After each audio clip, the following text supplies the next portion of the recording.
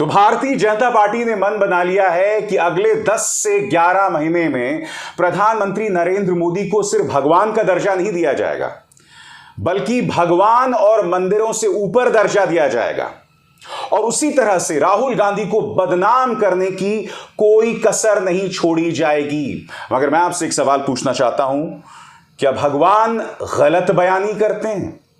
याद कीजिए, प्रधानमंत्री नरेंद्र मोदी ने एक मंच पर खड़े होकर कहा था कि 2014 तक कांग्रेस के कार्यकाल में सिर्फ 74 एयरपोर्ट्स बने थे और पिछले 9 साल में हमने 74 एयरपोर्ट्स बना डाले हैं।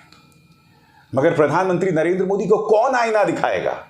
कौन उन्हें कहेगा कि जो वो बात कह रहे हैं वो गलत बयानी है और कुछ नहीं? कायदे से मैं झूठ कहना चाहता था दोस्तों, मगर प्रधानमंत्री की पद की मैं बहुत इज्जत करता हूं, इसीलिए मैं झूठ शब्द का इस्तेमाल नहीं करूंगा, मैं गलत बयानी शब्द का इस्तेमाल करूंगा।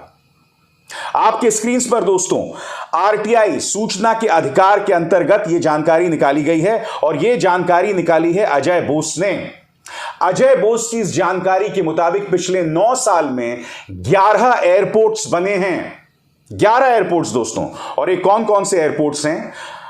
आंध्र प्रदेश में ओरवकालू जो कि कुर्नूल जिले में है, अरुणाचल प्रदेश में डोनी पोलो एयरपोर्ट जो कि ईटानगर में है, गोवा में मोपा एयरपोर्ट, कर्नाटक में 2 एयरपोर्ट हैं, शिवमोगा और कालाबुर्गी, केरला में कन्नूर इंटरनेशनल एयरपोर्ट, महाराष्ट्र में सिंधुदुर्ग एयरपोर्ट, महाराष्ट्र में ही एक और एयरपोर्ट है शिरडी इंटरनेशनल एयरपोर्ट, सिक्किम में पाक्योंग एयरपोर्ट, उत्तर प्रदेश में कुशीनगर एयरपोर्ट और पश्चिम बंगाल में काजी नजरुल इस्लाम एयरपोर्ट। मगर प्रधानमंत्री नरेंद्र मोदी गलत बयानी कर रहे हैं और बीजेपी किस तरह से प्रधानमंत्री को भगवान का दर्जा दे रहा है, ये मैं आपको कुछ देर बाद बताऊंगा। मगर सुनिए प्रधानमंत्री ने किस तरह से देश की जनता में एक बार फिर भ्रम पैदा किया। साल 2014 में देश में 74 एयरपोर्ट थे, 74, यानी आजादी के 7 दशक बाद भी देश में 74 एयरपोर्ट ही थे, जबकि भाजपा सरकार अपने 9 साल में 74 नए एयरपोर्ट बनवा चुकी है। अब मैं आपको दिखाना चाहता हूं दोस्तों कि देश की जनता के सामने अब प्रधानमंत्री एक राजनेता नहीं रहे, वो खुद को प्रधान सेवक बताते हैं। मगर आज की तारीख में भारतीय जनता पार्टी उन्हें देश की जनता के सामने एक भगवान के तौर पर पेश करना चाहती है, वो भगवान जो देश की जनता के सामने गलत बयानी करते हैं। आपके स्क्रीन पर दोस्तों भारतीय जनता पार्टी का यह ट्वीट, सनातन का सूर्योदय, इसमें आप देख सकते हैं तमाम जो धार्मिक स्थल हैं उनसे प्रधानमंत्री को आशीर्वाद मिल रहा है। बात यहां नहीं रुकती दोस्तों, ये देखिए, नव्य दिव्य और भव्य काशी। प्रधानमंत्री श्री नरेंद्र मोदी के 9 साल के उत्कृष्ट कार्यकाल के दौरान भारत की सांस्कृतिक राजधानी और सनातन धर्म के केंद्र बिंदु काशी को दिव्य और भव्य स्वरूप मिला। मैं आपको बतलाना चाहूंगा दोस्तों, इन्होंने महाकाल कॉरिडोर को लेकर भी ट्वीट किया है। मगर मैं बीजेपी को याद दिलाना चाहूंगा कि महाकाल कॉरिडोर का क्या हुआ था। एक आंधी चलती है और सप्तऋषि की जो मूर्तियां हैं वो इस तरह से बिखर जाती हैं। ये जो तमाम तस्वीरें दिखाई जा रही हैं भारतीय जनता पार्टी के प्रचार तंत्र द्वारा, यहां पर प्रधानमंत्री को भगवान स्वरूप पेश करना है, भगवान स्वरूप पेश करना है। और ऐसे में मैं आपसे जानना चाहता हूं, लोकतंत्र कहां गया?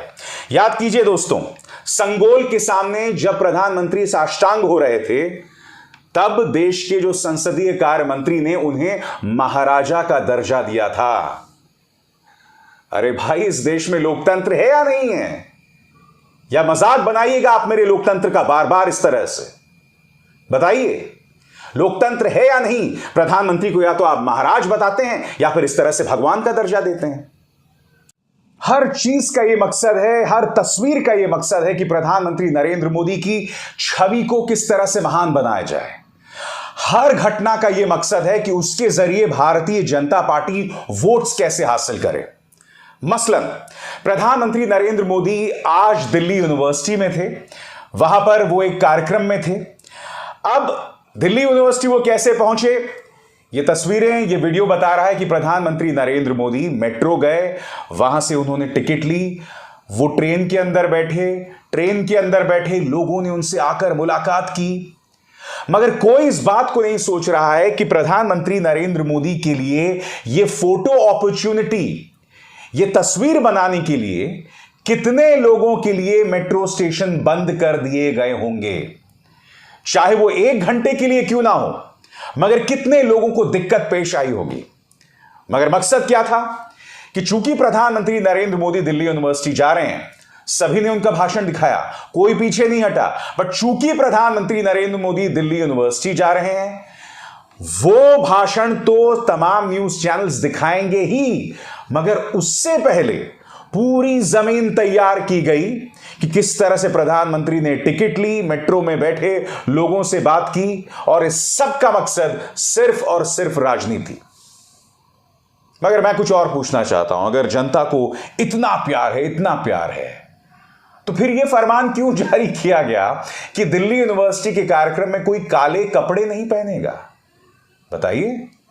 राहुल गांधी को, मैंने अपने गाने कार्यक्रम में कहा कि राहुल गांधी को तो काले झंडे दिखाए जा सकते हैं, गो बैक राहुल गांधी कहा जा सकता है। प्रधानमंत्री नरेंद्र मोदी आलोचना से इतना घबराते क्यों हैं और फिर इस तरह से उनका प्रचार किया जाता है, क्यों भला? और दूसरी तरफ राहुल गांधी को मणिपुर जाने से रोका जाता है। यही नहीं, यह बताया जाता है कि उनके ताल्लुकात देशद्रोहियों के साथ हैं। जी हां, अमित मालवीय का ट्वीट जिसके ऊपर उन पर एफआईआर दर्ज हो गया है।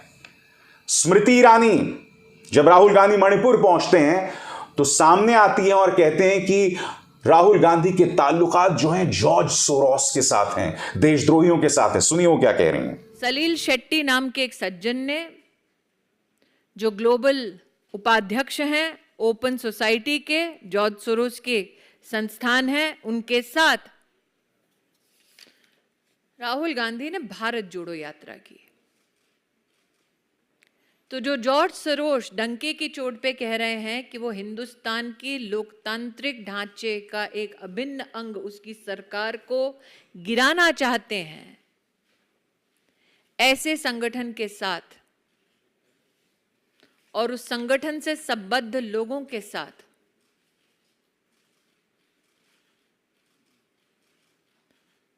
क्यों गांधी खानदान अपने रिश्तों को और भी मजबूत कर रहा है? मैं फिर स्मृति ईरानी से पूछना चाहता हूं, क्या मुद्दों से बचा जा सकता है?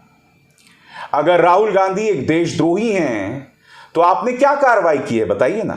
क्योंकि आप जितने भी दावे, अमूमन जितने भी दावे आप राहुल गांधी के बारे में करती हैं, सब झूठे साबित होते हैं। याद है आपको, राहुल गांधी की भारत जोड़ो यात्रा शुरू हुई थी और स्मृति ईरानी ने क्या कहा था? स्मृति ईरानी ने कहा था कि राहुल गांधी ने विवेकानंद का अपमान किया था, उनके सामने सिर नहीं झुकाया था, जबकि आप जानते हैं वो खबर झूठी थी। और इसी तरह से स्मृति बार बार गलत बयानी करती हैं।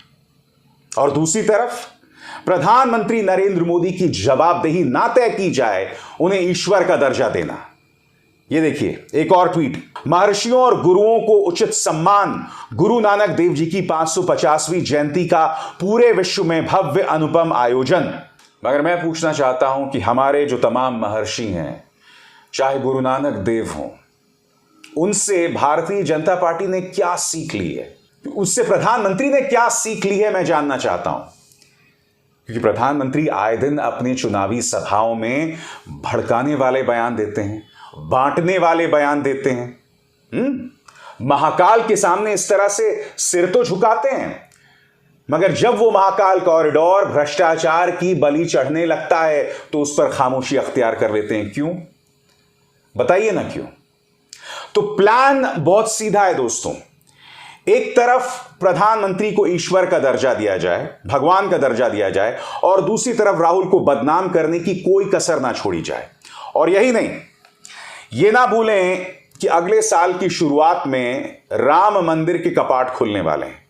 प्रधानमंत्री नरेंद्र मोदी ने अपने पालतू मीडिया को अभी से ब्लूप्रिंट दे दिया है सामान्य नागरिक संहिता यानी यूनिफॉर्म सिविल कोड को लेकर। मीडिया उस पर डिबेट लगातार कर रहा है, यानी कि प्रधानमंत्री को ईश्वर बताओ, ईश्वर से भी ऊंचा बताओ, यूनिफॉर्म सिविल कोड पर डिबेट करो, राम मंदिर के कपाट खुलेंगे उसके जरिए राजनीति करो। यानी भारतीय जनता पार्टी तो राम पर राजनीति कर सकती है, मगर दूसरी तरफ भारतीय जनता पार्टी की इस राजनीति पर कोई टिप्पणी नहीं कर सकता। प्लान बिल्कुल साफ है दोस्तों। अब एस आर शर्मा को दीजिए इजाजत। नमस्कार।